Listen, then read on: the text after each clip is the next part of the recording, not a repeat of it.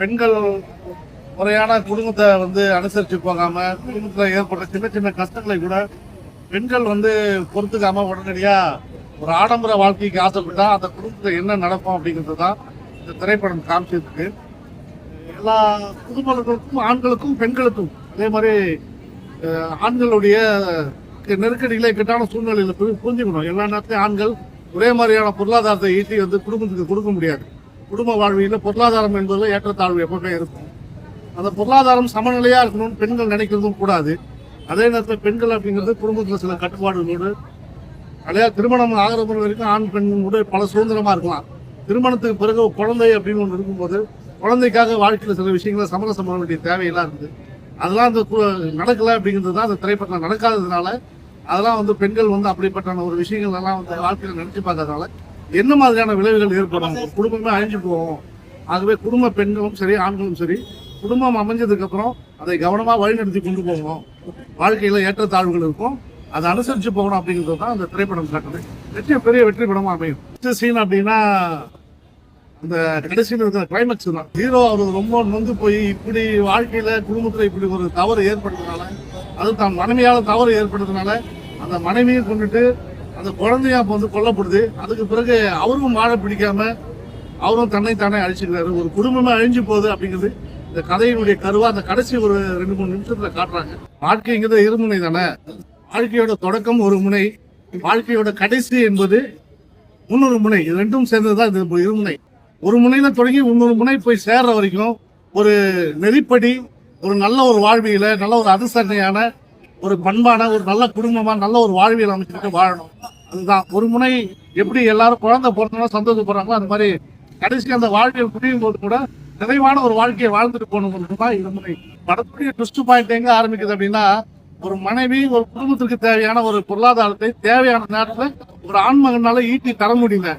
இந்த சூழ்நிலை அந்த மனைவி கணவனுடைய அந்த சூழ்நிலையை புரிஞ்சுக்காம, கணவனுடைய கஷ்டத்தை புரிஞ்சுக்காம உடனடியா அதுக்கு மாற்று தேடி போறாங்க. ஆல்டர்னேட் உடனடியா ஒரு மாற்று தேடி போறதுனால வாழ்க்கையில் இப்படிப்பட்ட சம்பவங்கள்லாம் நடக்குது. அதுதான் அந்த கதையினுடைய ஒரு ஃபேமிலி ரொம்ப சந்தோஷமா போயிட்டே இருக்கு. திடீர்னு அந்த ஃபேமிலியில இப்படி ஒண்ணு நடந்ததுனால அவங்க லைஃபே ஃபுல்லா ட்ராஜடி ஆகி ஹீரோ ஒரு வில்லனா ஒரு அந்த மாதிரி லைக் அவருக்கு ஒரு ஒரு சைலண்டா இருக்க கேரக்டர் அப்படியே இவ்வளவு வைலண்டா மாறுறாங்க. அந்த மாதிரி படம் ரொம்ப சூப்பரா இருந்தது. நான் பர்சனலா நல்லா கனெக்ட் பண்ணிக்க முடிஞ்சது.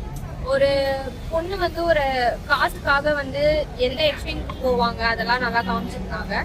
பட் எல்லா பொண்ணுங்களும் இதுல இந்த மாதிரி லைக் எல்லாருமே தப்பு கிடையாது அப்படின்ற மெசேஜும் சொல்லியிருந்தாங்க. ஒருத்தவங்க ஃபேமிலி முக்கியம் இல்ல, காசுக்காக போயிட்டாங்கன்னா அவங்க ஃபேமிலி எந்த லெவலுக்கு போகும்.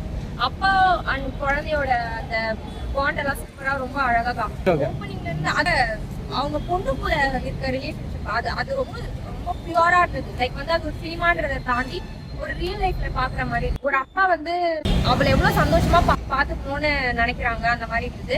அப்பாக்கும் பொண்ணுக்கும் ஒரு பாட்டு வச்சிருப்பாங்கல்ல, அது ரொம்ப அப்படியே பர்சனலா நம்மளால கனெக்ட் பண்ணிக்க முடியும். எனக்கும் எங்க அப்பாவுக்கும் இருக்க பாண்ட் அந்த மாதிரி இருந்தது. ஒரு படம் வெற்றியாகிறதும் தோல்வியாகிறதும் ஒரே காரணம் பத்திரிகை நண்பர்களும் தொலைக்காட்சி நண்பர்கள் மட்டும்தான்.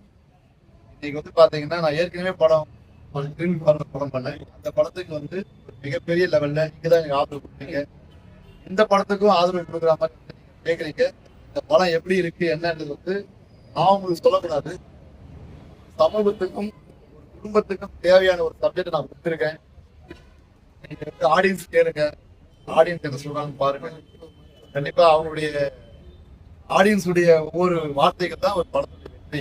மக்கள் தான் சொல்லணும், மக்கள் கிட்ட கேளுங்க. மக்கள் தீர்ப்பு மகேஷ் இருக்கு. அதுக்கு நீங்களும் எனக்கு முழு ஒத்துழைப்பு தரணும் சொல்லி இந்த நேரத்தில் பத்திரிகை இது கை தூக்கி கேட்கணும். டைரக்ஷன் ஸ்கிரீன் பிளே எல்லாமே நல்லா இருந்துச்சு. இப்போ நம்ம ரியல் லைஃப்ல பார்க்குற சம்பவம் தான் இப்போ கூட நியூஸ்ல ரீசெண்ட் டேஸாக கல்யாணம் பண்ணிட்டு கொண்டு அப்பா கேஸ் அந்த மாதிரி நிறைய நியூஸ் பார்க்குறோம். அந்த ரியல் லைஃப் இன்சிடென்ட்ஸ்லாம் இதில் கொண்டு வந்துருக்காங்க. அப்பா பொண்ணோட பாசம், அந்த பொண்ணுக்காக அவங்க அப்பா எவ்வளோ எக்ஸ்ட்ரீம் போகிறாரு எல்லாமே காமிச்சிருக்காங்க. நல்லா இருந்துச்சு படம். ஃபர்ஸ்ட் ஹாஃப் கொஞ்சம் லாக்கிங்காக போச்சு, செகண்ட் ஹாஃப்லேருந்து நல்லா படம் நல்லா இன்ட்ரெஸ்டிங்காக இருந்துச்சு. ப்ளஸ் பாயிண்ட் அப்பா பொண்ணோட எமோஷன் தான் ப்ளஸ் பாயிண்ட். இப்போ பொண்ணை பிடிக்காதுன்னு இருக்கவங்க யாரும் எந்த அப்பாவுமே இருக்க மாட்டாங்க. அந்த மாதிரி அப்பாவுக்குலாம் இந்த படம் கண்டிப்பாக இருக்கும். இந்த பொண்ணுலாம் தப்பான வழியில் போகிற பொண்ணுங்களுக்குலாம் இதுதான் தண்டனை. அதுதான் படத்தோட மெயின் கதை. பெஸ்ட் சீன்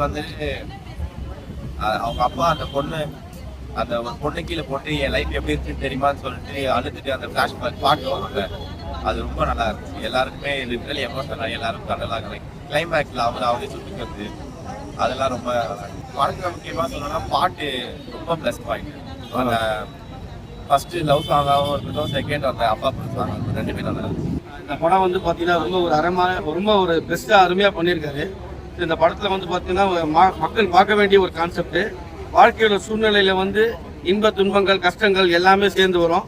அந்த மாதிரி ஒரு சூழலில் வந்து வாழ்க்கையில் வந்து என்ன மாதிரி ஒரு சுச்சுவேஷன்ஸ் வரும் எல்லாமே தெளிவாக காட்டியிருக்காரு. கிரி அவர் வந்து ஒரு நல்ல சிறப்பாக இந்த படத்தை வந்து பெஸ்ட்டாக டைரக்ட் பண்ணியிருக்காரு. அதில் அவரே ஒரு நல்ல ரோல் எடுத்து பண்ணியிருக்காரு. நம்ம எப்படி மைனான்ற படத்தை வந்து ரொம்ப கொண்டாடணும், அட்டகத்தின்ற படத்தை கொண்டாடணும், புதுமுகங்களை வச்சு ரொம்ப பெஸ்ட்டாக பண்ணியிருக்காரு. ஒவ்வொரு சீனும் நல்லா இருக்கு, நல்ல கதை. என்னன்னா இன்னைக்கு ரொம்ப கஷ்டம் பிரச்சனைகள் சொன்ன மாதிரி என்ன பண்றாங்க அப்படின்றது நல்லா தெளிவா இருக்கு. குழந்தை சீனு